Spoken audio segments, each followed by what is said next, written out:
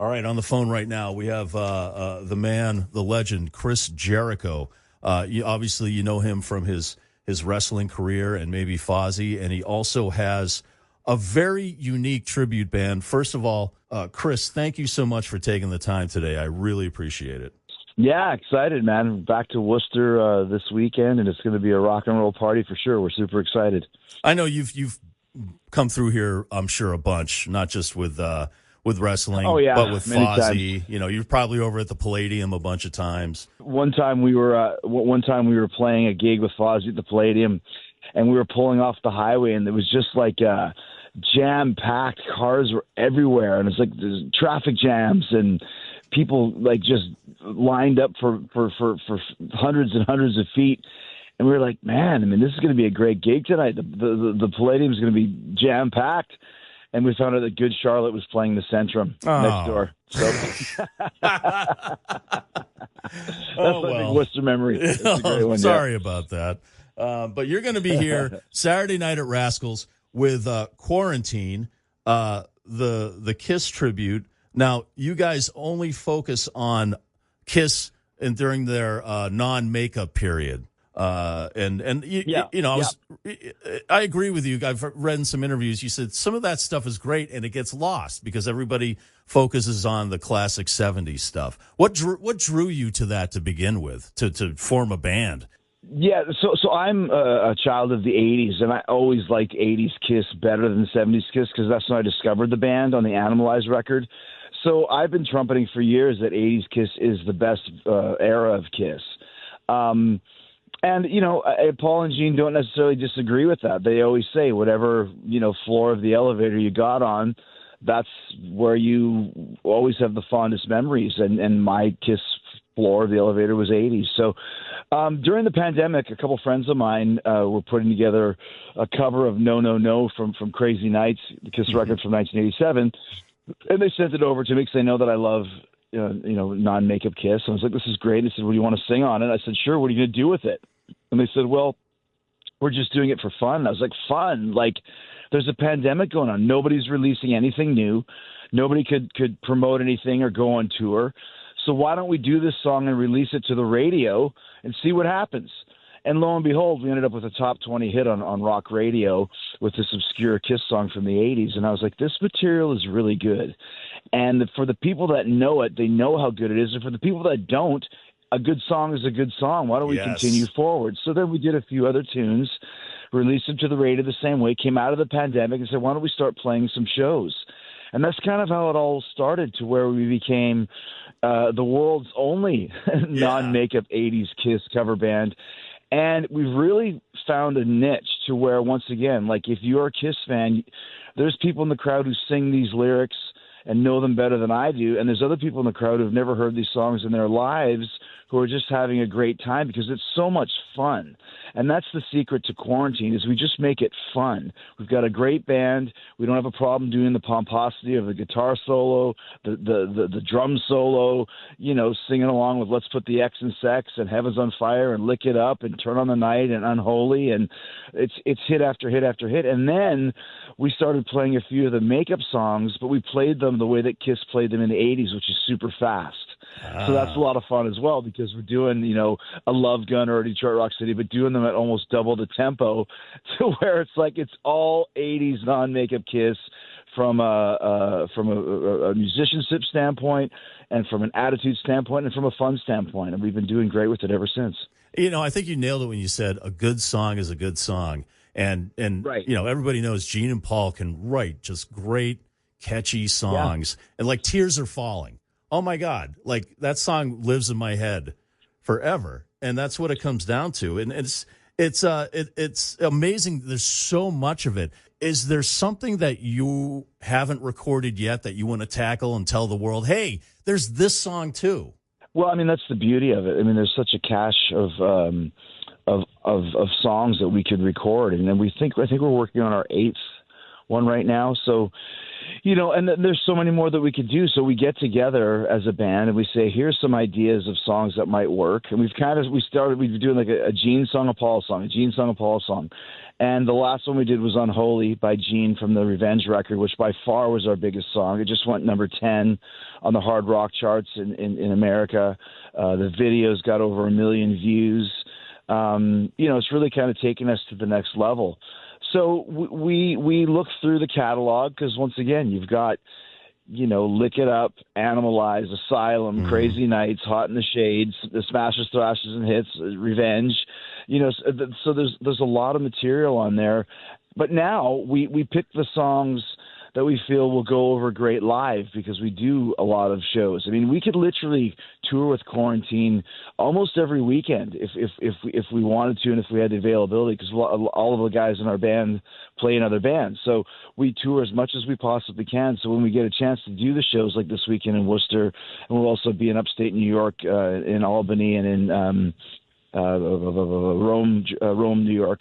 It's almost like a little bit of a vacation for us because we have so much fun. With Fozzy, it's a bigger production. We tour on a bus and we're pulling a trailer, and there's all of these different elements. Whereas with Kuarantine, we get into the Cadillac and PJ drives us from town to town, and we get hotels and we play the gigs, and it's just it's a fun rock and roll weekend for us. For fellowship and camaraderie, and get a chance to play some really, really great tunes. And our set, we've put it together. Like you mentioned, Tears Are Falling. Tears Are Falling didn't really work live. It works for Kiss, but Who Wants to Be Lonely is a much better live song. So we play that instead, or Fits Like a Glove, or Good Girl Gone Bad. Or, there's just so many that we have that we can kind of put in and out of the set. And it's just a fun time, like I said. So we're really excited because the area that we're playing this weekend with upstate New York and Massachusetts, it's prime Kiss territory, and we've never been to that area before. So we know there are going to be some great shows this weekend. I know you've worked with Bruce Kulick in the past. Yeah. So my question there is, when there's an actual member of the band you're paying tribute to that you're playing with, does it cease to be a tribute band? Well, yeah, then it becomes just a band, right? And Bruce loves us because obviously he's very proud of his era. And he joined us for the very second Kuarantine song that we recorded, a song called from Revenge called Heart of Chrome. So he's almost kind of been involved in the Kuarantine universe right out of the gate. And he's joined us on stage a couple times. And, we play a song called Silver Spoon from Hot in the Shade, and Bruce joined us. And he's like, I've never played this song live ever. Like, Kiss never played this song, or they never played that song. So we've got a lot of songs that even he never played live before. And you mentioned before we started talking the Kiss Cruise, Landlocked in Vegas. Yeah. We actually got the opportunity to open for Kiss themselves back in November in Las Vegas. That must have been nerve-wracking. Was it nerve-wracking? It was nerve-wracking. It was nerve-wracking, but I'll tell you something else, though, Mike. It's also like, okay, listen, let's go for the throat, man. Let's show these guys why we're doing so well. And they might not even know much about us. Obviously, I've known Paul and Gene for years, and I send them their songs that we record. I send Gene the Gene songs and Paul the Paul songs because Paul doesn't like the Gene songs from that era. But, they know what we do. But also, too, you've got 3,000 diehard Kiss fans that do know all of these songs, and they do know the 80s era of Kiss. So it was nerve-wracking from a fan standpoint, and also from a peer standpoint, because when you go and open for a band, you cease to become a fanboy. You go out there, at least I do, with the intention of we shall destroy them, and whether you do that or not is irrelevant. You have to have the attitude that, okay, this is a challenge. This is daunting. Let's make it happen. And we had such a great set, and the crowd did great, and the band played great. And it was funny, too, because Kiss sound-checked so long that we finished up our very quick sound check literally 7 minutes before we had to start our show. So it was one of those ones, almost like a dream, where you wake up and the intro music's playing in your pajamas. Like, we had to change into our gear like in 5 minutes and get ready and go. But, whatever, we're all pros. We've all been playing for years. And we had a great set, and when we finished, I went downstairs to the dressing room, and Gene was waiting for us. First of all, he was asking if he could borrow my hairspray. Second of all, he was saying how much he enjoyed Kuarantine, and it was myself and Kent, our drummer, and Charlie, our guitar player, just sitting there listening to Gene tell us how much he loved our band and how tight we were and how good of a frontman I am and how good of a voice I've got, and just all of these amazing compliments that, like, this is insane. Like, Gene Simmons is waiting for us to tell us how much he loves our Kiss cover band playing all these songs that they don't touch. So it was a really cool moment, and it's a little bit of confidence to be like, okay, we are doing the Lord's work here. Let's continue doing it. And it's been full throttle ever since. Any chance of working with either Gene or Paul on this in the future? I mean, once again, when you know Gene, he's always thinking, and he's always got his radar on. And Gene tours still. Paul doesn't really. So, you know, it wouldn't surprise me at some point if we got asked to do some shows with Gene's solo band. You know, I know there's talks of another Kiss cruise, landlocked cruise, which is more of just a festival sort of a thing where hopefully they'll invite us back with that again. So, you know, I don't really know anything more as far as working together, but as far as just knowing that they know we exist within the Kiss universe, I think that's pretty cool. And having all of those fans kind of wake up to Quarantine and go, these guys are great. Because once again, we're playing great material, but you got to be good, man. These songs, right? They're hard. They're hard to sing. They're hard to play. There's weird time changes. Like, 80s Kiss is very underrated for so many reasons. And that's another reason why I think the fans like what we're doing. And so does Paul and Gene, because they're like, okay, listen, like, there are this whole decade of records with some pretty cool stuff on here. And it's cool to have people revisit them and have this band not just revisiting the songs, but putting them out on the radio. I mean, Turn on the Night went top 10 for us as well. So, you know, that's 2 top 10 hits with our last 2 songs with these kind of seemingly obscure Kiss songs from the 80s. So Fozzy's still going, though, and if you don't mind me asking, absolutely. I know we were concentrating on Quarantine, but the big plans for Fozzy in 2026, right? Well, we just came back from the UK in February. It was the biggest tour we've ever done, ever, not just there, but anywhere, which is great after doing this band for over 25 years to do the biggest tour we've ever done. We just finished the mix on our new song, which I think should be out within the month. Because we're playing Welcome to Rockville and we're playing Sonic Temple, the 2 big festivals in Columbus and Daytona Beach, Florida, and then we're doing a run of our own. So, yeah, Fozzy's still always the priority musically. But, you know, once again, you do as many shows as you can with Fozzy, and then when we have a chance to do Quarantine, we do that. But Fozzy's still number one, and like I said, I think this new song that we're about to announce fairly soon, I know everybody always says this, but it's one of the best songs we've ever done. Probably the best song, in my opinion, that we've done since Judas. So we're really excited to release that. And when we've kind of gone to just releasing singles now, to where the days of the album might be done for us for a while, because the last record we did, Boombox, back in 2022, we recorded it and wrote it during the pandemic. So we spent a lot of time with it.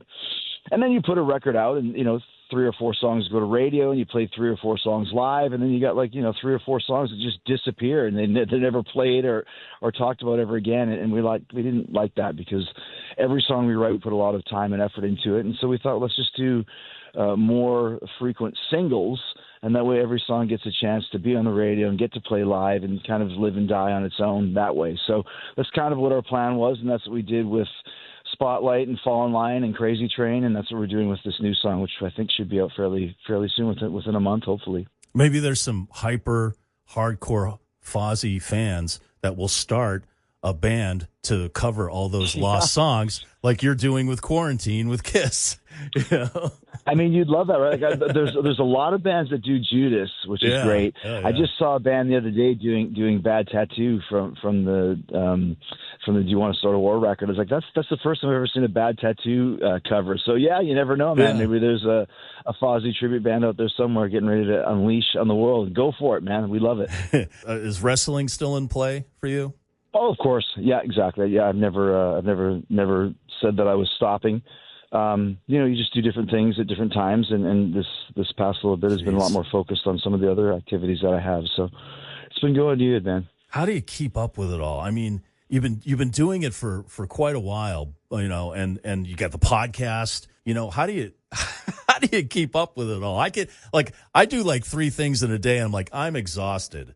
Well, man, the saying, when you do something you love, you never work a day in your life. And I've kind of subscribed to that. I mean, I started playing in bands and I started wrestling when I was a teenager and here we are all these years later, and that's still what I do along with all of these other things. But it's all offshoots of just entertainment, whether it's the podcast or the cruise, or I've been doing a lot more acting lately, which has been a blast as well. So it's all just being in the arts and being a creative person, because that's what I do. I can't go to a bank and be a teller. I can't fix your car, or I can't wire your house, but I can entertain you, and that's what I focus on. Yeah, yeah. All right. Well, I appreciate your time, Chris Jericho. Quarantine at Rascals Saturday night here in Worcester. I'm gonna one final question before I let you go. Kind of a Sophie's Choice type of question.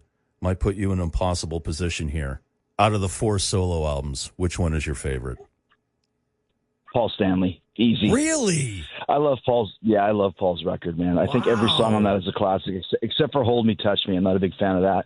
And then, of course, second, I'd put Ace's record. So those are the best 2 for me. How about you? Well, the thing that drew me to Kiss when I was in 5th grade was Ace Frehley, because I'm a science fiction nerd, and I started really getting into music at that point in my life. And here's this guy who was a space traveler and a rock star, and he had smoke coming out of his guitar and fire all around him. And I was just like, that's the best you can be right there. That is the coolest thing on the planet right there. So I was biased. When those albums came out, I immediately bought Aces first. I like Gene's album. That would be a close second to me. It would be Gene's album. I love Radioactive. I love that song.